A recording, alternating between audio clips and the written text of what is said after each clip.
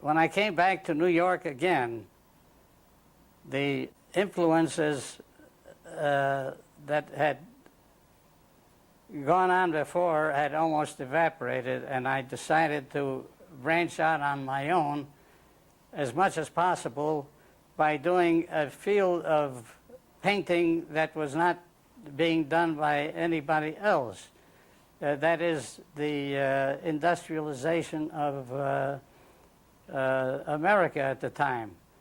The big factories, the steel mills, things of that sort. What comes to mind is the Edison power plant, which over on East 14th Street, which was a really heroic image that many artists painted, and Max was really very effective. It was a very effective backdrop for a lot of Max's works. The coal towers.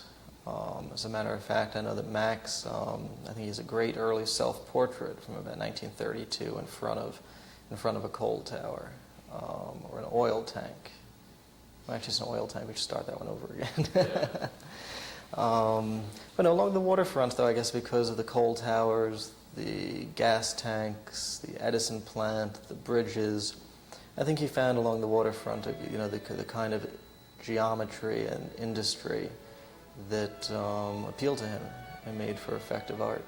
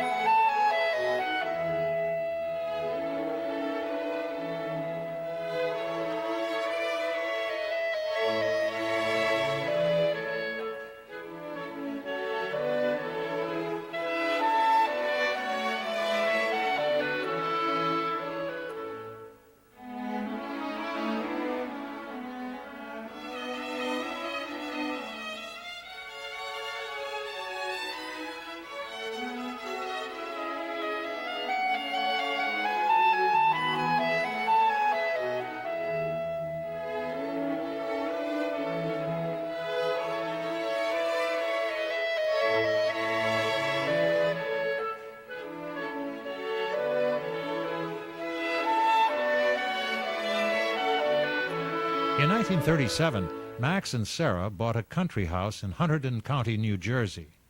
Max organized the Delaware Artists Association with painters Louis Boza, Clarence Carter, Lee Townsend, and Meyer Wolf. From our country place, we were very close to Bethlehem, and I was out to Bethlehem quite a number of times painting the steel mills. And at one time, this was during the war scare of around 1942 or so, I was painting a painting of the steel mills from quite a distance away, but I was noticed by various snoopers who thought that I was a spy taking information.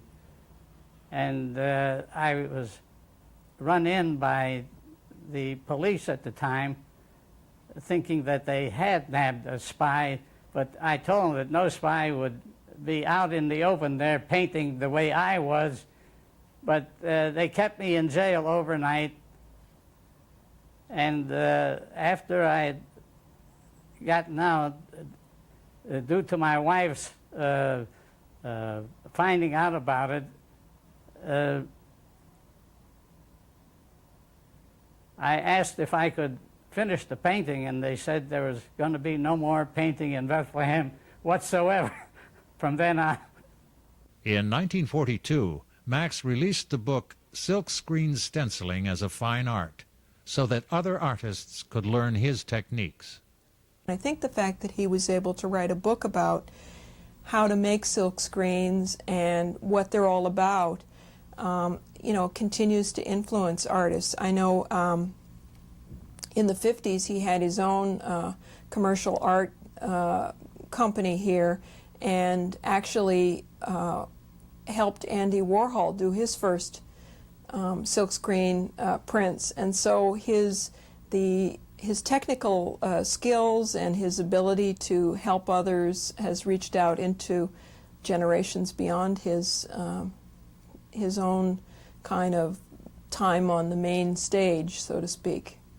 With the usual method of silkscreen, the color came on very heavy or impasto.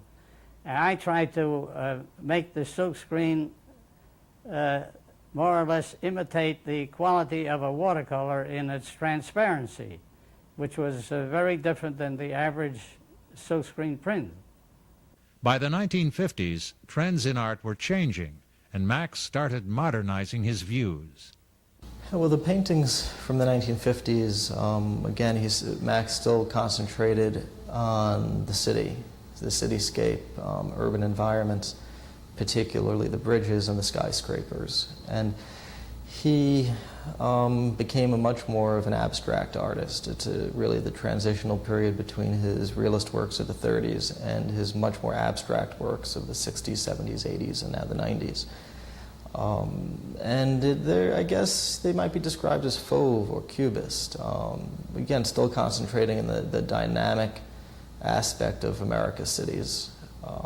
And he was utilizing the modernist styles of cubism, the dynamic colors of fauve painting to energize his works. I see those works as kind of a transition into his later abstract work.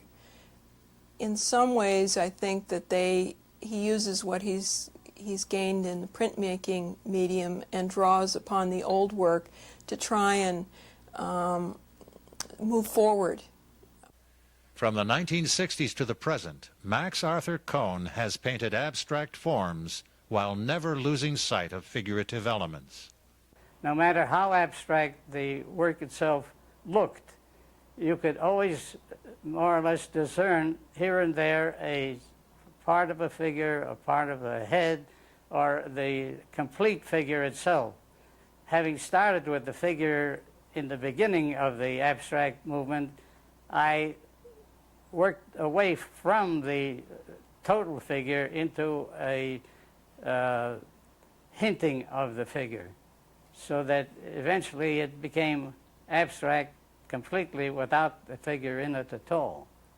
At the museum we have a painting of his that is a semi-abstract, again these jewel-like colors, that is a welcome addition to our collection. Well, I find in the late work from the 60s onwards a large, semi-abstract, playful, inventive quality where he creates subject matter primarily from figures, but they are abstracted in all-over design with flat space and very quiet color schemes.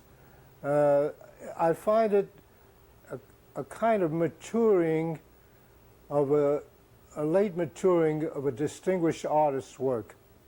I guess for nearly 70 years, Max Cohn has been an artist who's been really in love with the city. And from his earliest paintings and watercolors and his prints in the 20s, until today, he has continued to interpret the world around him. He was making, doing his own work all through the 20s, 30s, 40s, up to today. He's still going strong, making these New York urban scene paintings, watercolors, and silk screens. And the colors and the experimentation he achieved are just fabulous. It's a shame he's not better known.